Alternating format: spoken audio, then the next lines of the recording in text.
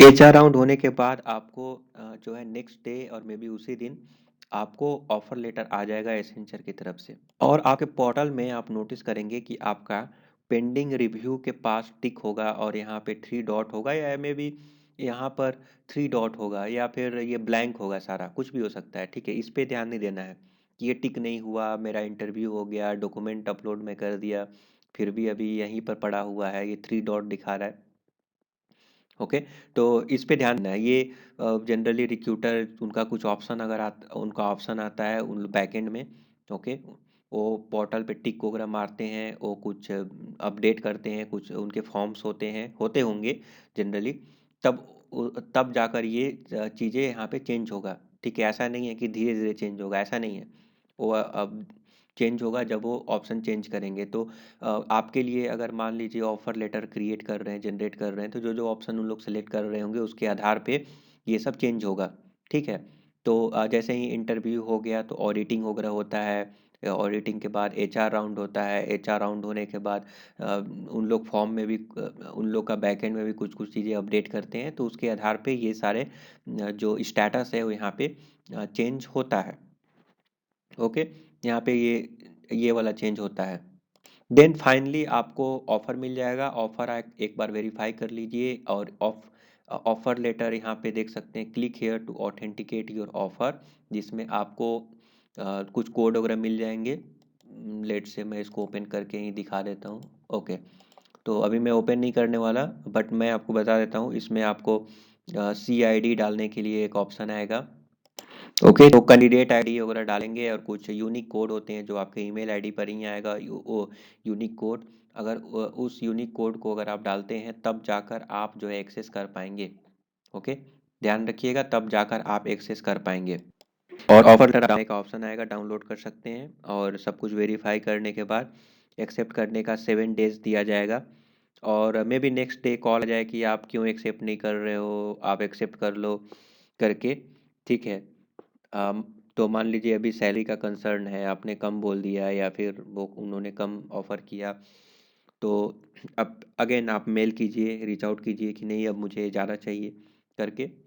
Make कि आपके पास backup होना चाहिए। अगर आप नहीं ज्वाइन करना चाहते उस पार्टिकुलर सैलरी में जो पैकेज ऑफर किया गया है, तब आप रीच आउट कीजिए। अदरवाइज पहले अगर रीच आउट करेंगे, आप ज्वाइन भी करना चाहते हैं उस पैकेज में, फिर भी आप चाहते हैं कि एक बार ट्राई कर लेते हैं, शायद ज़्यादा बढ़ जाए उन लोग, तो ये सही नहीं है। ठीक है, क्योंकि ये थोड़ा रिस्की भी हो सकता है। मान लीजिए वो बोलेंगे कि नहीं, अ, उसके ज़्यादा हम नहीं कर सकते या कुछ भी, अगर ऐसा हुआ।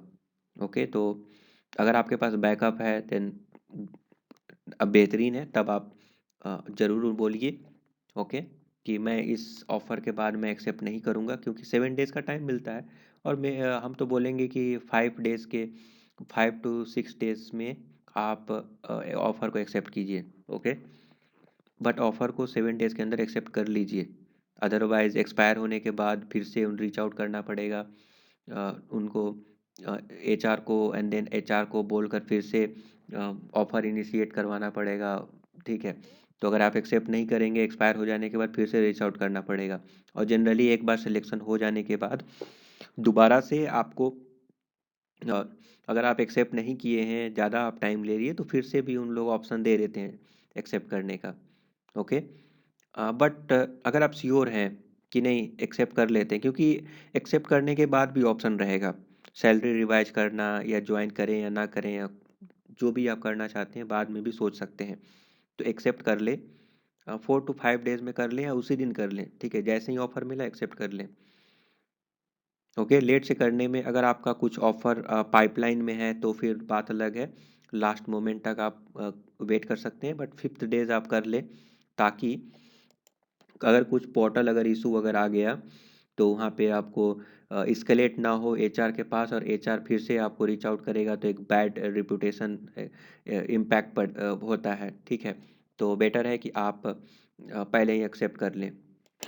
उसके बाद दोस्तों क्या होगा, जैसे ही आप एक ऑफर एक्सेप्ट कर लेंगे तो कोई कम्युनिकेशन नहीं होगा कुछ दिनों तक, और आपको काउंट डाउन का एक ऑप्शन आएगा। ठीक है, कुछ इस प्रकार से एसेंचर के काउंट डाउन का ऑप्शन आएगा, स्टोरीज आएगा, एक्शन आइटम में कुछ नहीं रहेगा। जब ज्वाइनिंग का कुछ समय बचेगा तो ये आएगा ये ऑप्शन। ओके, इसमें एक्शन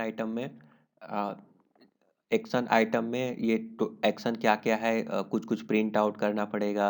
ओके, कुछ कुछ ऑप्शन वेरीफाई करना पड़ेगा, अपलोड करना पड़ेगा, Aadhaar card, PAN card, relieving letter, photo, passbook, bank detail, ये सारे चीज़ें मुझे तो ज्वाइन ही नहीं करना है, तो मैं नहीं डाला हूँ ये सारा चीज़, देख सकते हैं।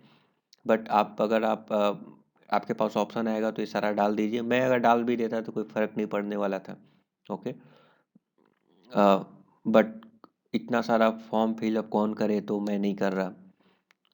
तो आप जो है यहाँ पे सारा डिटेल अगर ऑप्शन आता है तो वो ऑप्शन में फिलअप कर दीजिए, और जनरली तुरंत नहीं आता है। ओके, तो आप घबराइए मत, कुछ समय बाद आएगा। डिपेंड करता है जॉब रिक्वायरमेंट के पर, और उससे पहले आपको कुछ कुछ रिक्वेस्ट आएंगे कि आप अर्ली ज्वाइन करना चाहते हैं कि नहीं। अर्ली ज्वाइन करेंगे तो कुछ बोनस मिल जाए। ओके, ज्वाइनिंग बोनस मिल जाए, ऐसा करके होता है। तो रिक्वेस्ट आते रहेगा कि इस मंथ 30 तारीख से पहले ज्वाइन कर लीजिए, अगली मंथ 30 तारीख से पहले ज्वाइन कर लीजिए। तो बार बार रिक्वेस्ट आएगा, और उन लोग कई सारे मेल भेजेंगे जिसमें एसेंचर के बारे में बताया जाएगा। तो बेसिकली वो एक जितने सारे लोगों का सिलेक्शन हुआ है सब लोग उस ग्रुप में रहते हैं, और वहाँ पे आप एसेंचर के बारे में ज़्यादा जानकारी प्राप्त कर सकते हैं। तो वो सारे कॉल आते रहेंगे बीच बीच में। ओके, आपको इंगेज करके रखा जाएगा, तो ये सारे चीज़ होगा। ओके, और जब ज्वाइनिंग के कुछ समय बाद, कुछ समय पहले आपको कांटेक्ट किया जाएगा। ठीक है, कुछ समय पहले आपको कांटेक्ट किया जाएगा, लाइक ज्वाइनिंग डेट, या जो भी आपका करना चाहते हैं नहीं करना चाहते हैं, जो डिटेल चाहिए वो सारा डिटेल समझाया जाएगा। तो आप इसमें घबराने की ज़रूरत नहीं है। ओके, एसेंचर रेड कारपेट इस टाइप का मेल आएगा, काउंट डाउन में डॉक्यूमेंट अपलोड करवाया जाएगा। ओके, ओके, ये तो हो गया। नाउ ऑफर लेटर तो आ गया, ऑफर ज्वाइनिंग करना चाहते हैं तो कर सकते हैं। नेक्स्ट वीडियो में मैं आपको बताऊंगा कि ऑफर को डिक्लाइन कैसे करें, क्योंकि 2 महीने का नोटिस पीरियड है, तो 2 महीने में तो कई सारे अपॉर्चुनिटी आपको मिल ही जाएगा। और मैं रिकमेंड करूंगा कि एसेंचर के साथ एक बैकअप प्लान होना चाहिए, क्योंकि कई ऐसे भी केस आए हैं जिसमें एसेंचर लास्ट मोमेंट पे बोला है कि हमारा रिक्वायरमेंट अभी नहीं है, तो ज्वाइनिंग डेट हम एक्सटेंड कर रहे हैं। तो क्योंकि आप ऑलरेडी रिजाइन करके बैठे हुए हैं दूसरे कंपनी का एज अ एक्सपीरियंस, आप वेट नहीं कर सकते। तो इस कंडीशन में आपके पास एक बैकअप ऑफर भी होना चाहिए।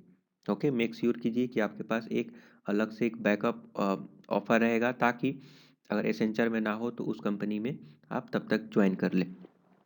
ओके, बट ऐसा रेयर केस में होता है, बट हो सकता है ऐसा ऐसा केसेस सुनने में आया है एसेंचर के बारे में। इसीलिए पहले से आप सतर्क रहें, प्लान बी तैयार करके रखें। ओके, बट जनरली एसेंचर ऐसा करता नहीं है, अभी तो मैं नहीं सुन रहा हूँ, बट बहुत पहले कई सारे लोगों से ऐसा फीडबैक मैं सुना था, इसलिए मैं आपको बता रहा हूँ। तो नेक्स्ट वीडियो में कैसे आप डिक्लाइन कर सकते हैं ऑफर को, एक्सेप्ट करने के बाद कैसे रिजेक्ट करेंगे, वो मैं आपको बताऊंगा, और किस इससे क्या क्या इम्पैक्ट पड़ेगा।